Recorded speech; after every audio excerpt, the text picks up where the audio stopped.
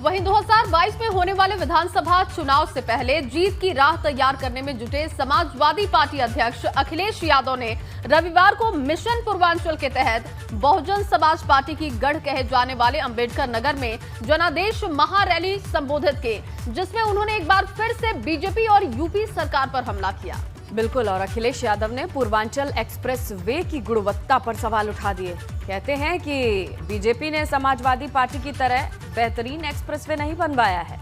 अंबेडकर नगर में अखिलेश ने किसान आंदोलन का भी जिक्र किया। कहा कि इस पूरे मसले पर बीजेपी की भूमिका संदिग्ध है। कटघरे में खड़ा करते बीजेपी को वो नजर आए। किसान जो हमारी रीढ़ है, किसान जो हमारी अर्थव्यवस्था को संभालता है, किसान जो हमारा अन्नदाता है, किसान जो हमें कपड़े पहनने को देता है, किसान जो हमारा पेट भरता है, उसके साथ धोखा और उसके साथ अन्याय अगर किसी ने किया है तो भारतीय जनता पार्टी की सरकार ने किया है।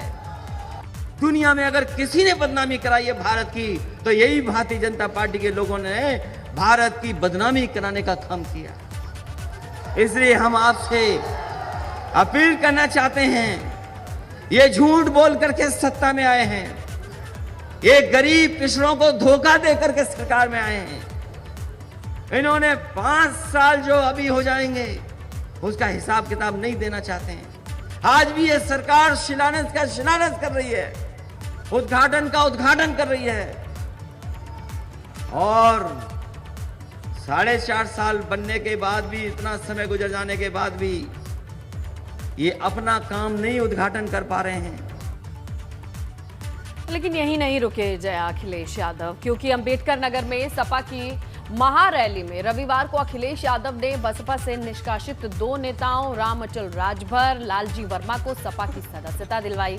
इन दोनों की मौजूदगी में एक कह सकते हैं दोनों नेताओं की इस क्षेत्र में अच्छी पकड़ है। बिल्कुल, और इस मौके पर अखिलेश यादव ने लालजी वर्मा और राम अचल राजभर का पार्टी में स्वागत भी किया और कहा कि अब अंबेडकर नगर में बीजेपी की हार निश्चित है, जिसके बाद नए समाजवादी बने लालजी वर्मा ने बीजेपी सरकार को उखाड़ फेंकने का संकल्प लिया, जबकि राम अचल ने कहा कि अखिलेश जो भी जिम्मेदारी देंगे उसे मैं निभाऊंगा। जिस तरह से लोगों का जुड़ाव हो रहा है और विशेषकर जो पिछड़े, दलित, अल्पसंख्यक समाज के हर वर्ग के लोग, ब्राह्मण, क्षत्रिय, सभी वर्ग के लोग, उससे ये सुनिश्चित है कि अगला चुनाव जो है वो केवल समाजवादी पार्टी का है और बम्पर मेजॉरिटी के साथ, 3/4 मेजॉरिटी के साथ समाजवादी पार्टी उत्तर प्रदेश में हुकूमत बनाने जा रही है। मैं आजीवन डॉक्टर अंबेडकर और लोहिया जी के कार्यों को आगे बढ़ाता रहूंगा और माननीय अखिलेश जी के नेतृत्व में जो जिम्मेदारी देंगे वो मैं काम करता रहूंगा। तो जया, एक तस्वीर तो ये है, लेकिन बसपा प्रमुख मायावती ने पार्टी से निष्कासित नेताओं के सपा में शामिल होने पर निशाना साधा है।